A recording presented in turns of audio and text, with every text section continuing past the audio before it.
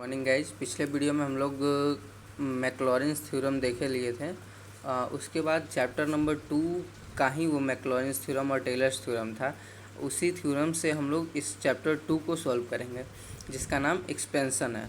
तो एक्सपेंसन के लिए फार्मूलाज इम्पॉर्टेंट है, कुछ कुछ फार्मूला है जो कि इम्पॉर्टेंट है। चलिए एक फार्मूला प्रूव करके देख लेते हैं, और उसी तरह से हम बता देंगे कि अगर आपको फार्मूला का प्रूविंग चाहिए तो आप उस तरह से निकाल सकते हैं। और साथ ही साथ हम और सारे फार्मूला बता देंगे जो एक्सपेंसन चैप्टर में, वो उन्हीं सारे फार्मूला से एक्सपेंसन चैप्टर कंप्लीट हो जाएगा। तो चलिए एक फार्मूला प्रूविंग कर लेते हैं। सिंपल सा लेते हैं e to the power x को। तो e to the power x को हमको एक्सपेंड करना है। क्या करना है? e टू द पावर को एक्सपेंड करना है। तो सिंपल सा मेरे को इसको एक्सपेंड करने के लिए क्या करेंगे? एक्सपेंड करना है तो इसको हम लोग लेट कर लेंगे। Let f of x is equal to e to the power x। First step यही होगा, और यहाँ से आपका बन जाएगा मैक्लॉरिन्स थ्योरम। अगर आप लोग पढ़े होंगे तो आप लोग को ये जो फार्मूला हम प्रूव कर रहे हैं वो बहुत ही इजी लगने वाला है। तो अगर आप लोग पहले से नहीं जानते हैं मैक्लॉरिन्स थ्योरम और टेलर्स थ्योरम के बारे में, तो आप लोग पहले देख लीजिए। हम उसका लिंक डिस्क्रिप्शन में दे देंगे, वहाँ से पहले आप लोग देख लीजिए। उसके बाद इसको आप देखिएगा तो ईजिली समझ में आएगा। तो यहाँ तक हमको इसको f ऑफ x मान लिए हैं, और इसको हम इक्वेशन 1 लेट कर लेंगे। उसके बाद मैक्लॉरिन्स थ्योरम में क्या था? हम लोग फर्स्ट इक्वेशन मानते थे, उसको 0 पुट करते थे। किस पे 0 पुट करते थे? x पे। तो अगर यहाँ पे x इक्वल टू 0 पुट कर दें तो क्या होगा? जहाँ भी x है वहाँ 0 हो जाएगा। तो f में 0 डालेंगे, और e में x, यहाँ भी x है, यहाँ भी अगर 0 पुट कर दिए तो e to the power 0 is equal to 1 होता है। तो f ऑफ 0 का वैल्यू आ गया 1, जैसा कि हम लोग मैक्लॉरिन्स थ्योरम में लाते थे। थर्ड टाइम तक लाते थे f0 का, f डैश का, f डबल डैश और f ट्रिपल डैश का। तो ये मेरा f0 का आ गया। ये क्यों ला रहे हैं? क्योंकि मैक्लॉरिन्स थ्योरम पे ही इसका फार्मूला हम लोग निकाल सकते हैं। टेलर्स थ्योरम पे भी निकालेंगे, लेकिन इजी ये होगा क्योंकि इसमें x है, और टेलर्स थ्योरम में क्या था? h हो जाता था। ठीक है, ये हम लोग का निकल गया। उसके बाद मैक्लॉरिन्स थ्योरम में हम लोग क्या करते थे? इक्वेशन 1 को डिफ्रेंशिएट करते थे, और लिखते क्या है? Differentiate equation 1 with respect to x के रिस्पेक्ट में हम लोग डिफ्रेंशिएशन करेंगे इक्वेशन 1 का। तो f ऑफ x का डिफ्रेंशिएशन क्या होगा? f डैश x हो जाएगा, और e to the power x का डिफ्रेंशिएशन आप कितनी भी बार कर लीजिए, लेकिन वो e to the power x ही होता है। तो ये जब जो हम लोग का आया, ये हम लोग का डिफ्रेंशिएशन 1 टाइम हुआ, और इसको हम लोग इक्वेशन 2 लेट कर लेंगे। क्यों इक्वेशन 2 लेट करेंगे? क्योंकि आगे हम लोग जब निकालेंगे f डबल डैश, तो डबल डैश x, उसके लिए इसको डिफ्रेंशिएट करना पड़ेगा। तो जैसे यहाँ पे लिखे इक्वेशन 1, तो वहाँ पे इक्वेशन 2 लिखेंगे, इसीलिए इसको हम लोग इक्वेशन 2 लेट किए हैं। ठीक है, अब यहाँ पे भी जब एक इक्वेशन मिला तो पहले क्या किया हम लोग? इक्वेशन मिला, फिर पुट x इक्वल टू 0। तो यहाँ भी एक इक्वेशन मिला, यहाँ भी वही काम करेंगे, पुट x इक्वल टू 0। जब 0 पुट कर देंगे तो f डैश x, जहाँ x है वहाँ पे 0 हो जाएगा, और e to the power x में भी 0 हो जाएगा। यानी यहाँ से भी हम लोग का f dash 0 is equal to क्या आएगा? 1 आएगा। तो यहाँ से हम लोग का दो चीज़ मिल गया। क्या मिला? f0 का वैल्यू मिल गया, और f1 का वैल्यू मिल गया। अब उसी तरह हम लोग f डबल डैश 0 का वैल्यू निकालेंगे, f ट्रिपल डैश 0 का वैल्यू निकालेंगे। उसके बाद मैक्लॉरिन्स थ्योरम में हम लोग पुट कर देंगे। मैक्सिमम 3 टाइम तक हम लोग डिफ्रेंशिएट करते हैं, ताकि एक पैटर्न पता चल जाता है। ठीक है, तो हम लोग पहले क्या किए थे? इक्वेशन लेके पुट 0 किए, अब इक्वेशन मिला 0 किए। अब अगेन इस इक्वेशन को, जैसे फर्स्ट इक्वेशन को डिफ्रेंशिएट किए ना, वैसे ही इस इक्वेशन को अगेन डिफ्रेंशिएट करेंगे। तो लिखेंगे क्या? Differentiating equation 2 with respect to x। चलिए देख लेते हैं उसको भी। Differentiate equation 2 with respect to x, ये हम लोग का स्टेटमेंट होगा। उसके बाद हम लोग यहाँ पे इक्वेशन 1 क्या था हम लोग का? 2 क्या था, जिसको हम लोग डिफ्रेंशिएट करेंगे। तो एफ डैश एक्स ऑलरेडी है, और एफ डैश एक्स को अगेन डिफ्रेंशिएट करेंगे तो एफ डबल डैश एक्स हो जाएगा। और e to the power x का डिफ्रेंशिएशन हम पहले ही बताए हैं, कितनी भी बार कर लीजिए f e to the power x का e to the power x ही आने वाला है। और यहाँ पे क्या था, एफ डैश एक्स था, तो अब ये हो जाएगा F double dash x. Differentiate किए यानी 2 बार डिफ्रेंशिएट किए 2 डैश, 3 बार डिफ्रेंशिएट करेंगे 3 डैश, और e to the power x का e to the power x ही रह गया। और ये इक्वेशन हो जाएगा थर्ड, क्योंकि वहाँ पे इक्वेशन 2 था। अगेन फिर वहीं put equal to 0, put x equal to 0, तो जहाँ पे एक्स है वहाँ पे 0 पुट करेंगे। F double dash 0 equal to e to the power 0, x में 0 एक्स है तो एक्स में 0 पुट करना है, 0 हो गया। और ई टू द पावर 0 का वैल्यू होता है 1। तो यहाँ तक भी अगर हम लोग देखें तो F0 जब हम निकाले हैं तो यहाँ भी 1 आया है, F1 निकाले यहाँ भी 1 आया, F डबल डैश निकाले हैं यहाँ भी 1 आया।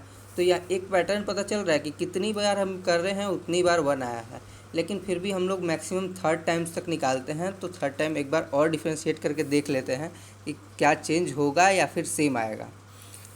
तो अगेन फिर वही डिफ्रेंशिएट लिखेंगे। अब इस बार डिफ्रेंशिएट किसको करेंगे, जो हो जाता है जैसे जिसका 0 निकल गया उसी को डिफ्रेंशिएट करते हैं। तो फिर इक्वेशन यहाँ थर्ड है, थर्ड का डिफ्रेंशिएशन करें, differentiate equation third with respect to x. अब इसका डिफ्रेंशिएशन करेंगे तो एफ डबल डैश एक्स का डिफ्रेंशिएशन होता है एफ ट्रिपल डैश एक्स, और e to the power x का e to the power x ही रहेगा।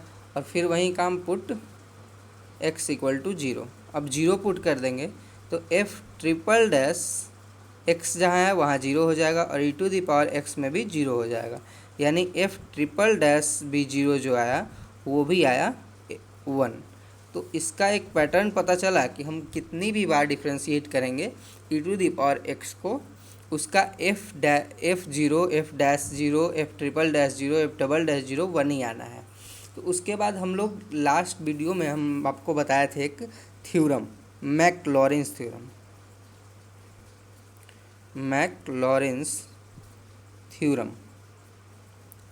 और उससे पहले हम आपको टेलर्स थ्योरम बताए थे। टेलर्स थ्योरम का उतना यूज नहीं करते हैं क्योंकि उसमें h था और मैकलॉरेंस थ्योरम में x है, और ज़्यादातर क्वेश्चन x में दिया रहता है, इसलिए हम लोग ज़्यादातर क्वेश्चन को मैकलॉरेंस थ्योरम से बनाते हैं।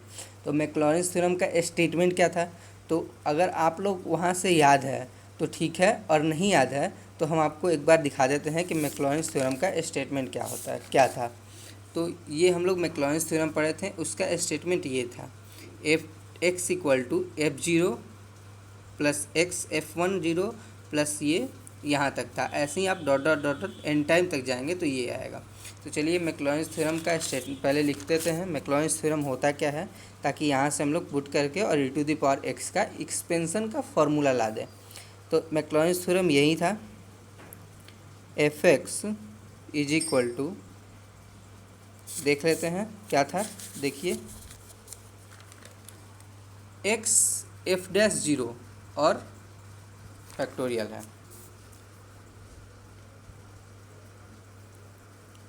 F0 था और x f dash 0 sorry plus है x square by factorial 2 f double dash 0, और हम लोग कितना टाइम निकाले हैं, थर्ड टाइम तक, तो हम लोग इसको थर्ड टाइम्स तक लिखेंगे। तो x cube by factorial 3 f triple dash 0, ऐसे ही एन टाइम तक चला जाएगा। तो एन टाइम तक हम लोग लिखते नहीं हैं, वापस मैच कर लेते हैं, क्योंकि मेन यही है, अगर यहाँ गलत हुआ तो आप लोग का आंसर नहीं आ पाएगा, इसका फॉर्मूला नहीं आ पाएगा। ये हम फॉर्मूला निकालने बता रहे हैं, ठीक है, सेम चीज़ है, यहाँ भी सेम चीज़ है।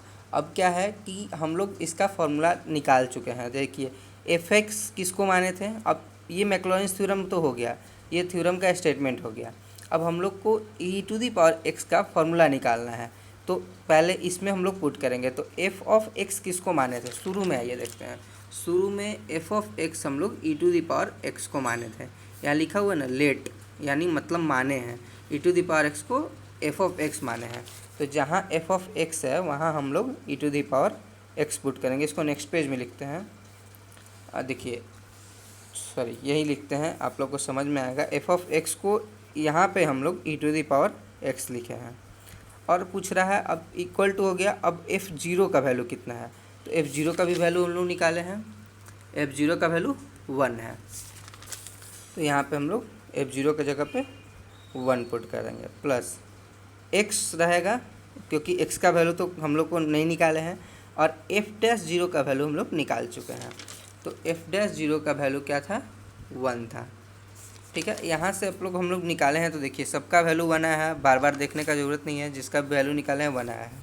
तो x के साथ हम लोग 1 का मल्टीप्लाई कर देंगे, प्लस अब ये चीज़ हम लोग को नहीं निकाले थे, ये एज इट इज़ रह जाएगा, और ये फैक्टोरियल 2 है, और एफ डबल डैश जीरो का भी वैल्यू 1 ही आया था, तो लिख लेंगे एफ ट्रिपल, ये तो एज इट इज़ रह जाएगा ये वाला part, x cube by factorial 3, और इसका हम लोग निकालते थे वो भी ये देखिए यहाँ निकला हुआ है, वो भी 1 आया था। तो यहाँ से अगर हम लोग 1 मल्टीप्लाई कर दे तो ये तो सेम चीज़ रह जाएगा, तो मतलब e to the power x का एक्सपेंसन जो आएगा वो आएगा 1 plus x square by factorial 2 plus x cube by factorial 3, ऐसे ही dot dot dot dot n time तक आएगा। मतलब e to the power x का एक्सपेंसन इतना आएगा। अब हम आप लोग को शुरू में ही बोले थे कि एक्सपेंसन बनाने के लिए कुछ फार्मूला चाहिए होता है, तो उस फार्मूला के लिए हम लोग फार्मूला, अब इतना टाइम तो है नहीं कि सारा फार्मूला प्रूफ किया जाए, अगर आप लोग को चाहिए तो आप लोग प्रूफ कर सकते हैं, ये हम बता दिए हैं, ऐसे ही सारे फार्मूला प्रूफ होंगे।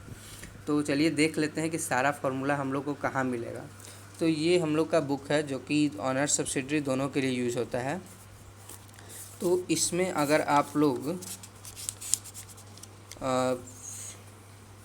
7th पेज में जाएंगे तो यहाँ पे फर्स्ट से ही ये एक्सपेंसन का फार्मूला है, यही चीज़ हम लोग प्रूफ किए हैं। ये देखिए 1 plus x square by factorial, factorial को ऐसे भी लिखते हैं और एल टाइप में भी लिखते हैं, जैसे ये सेम चीज़ आया है, और ये बुक में क्या शो किया है, एन टाइम तक शो किया है, और एन टाइम तक जाएंगे तो वैसे ही आ जाएगा, इसको डॉट डॉट में हम लोग रख लेते हैं, तो हम लोग का सेम आया है। वैसे ही आप लोग इस सब को भी साइन एक्स का एक्सपेंसन यहाँ तक है, कॉस का ये अच्छा, इसमें एक लॉग 1 माइनस एक्स का एक्सपेंसन नहीं दिया था, वो हम प्रूफ करके लिख चुके हैं, आप लोग इसको देख लीजिए। ये फार्मूला याद होना चाहिए तभी एक्सपेंसन क्लियर होगा।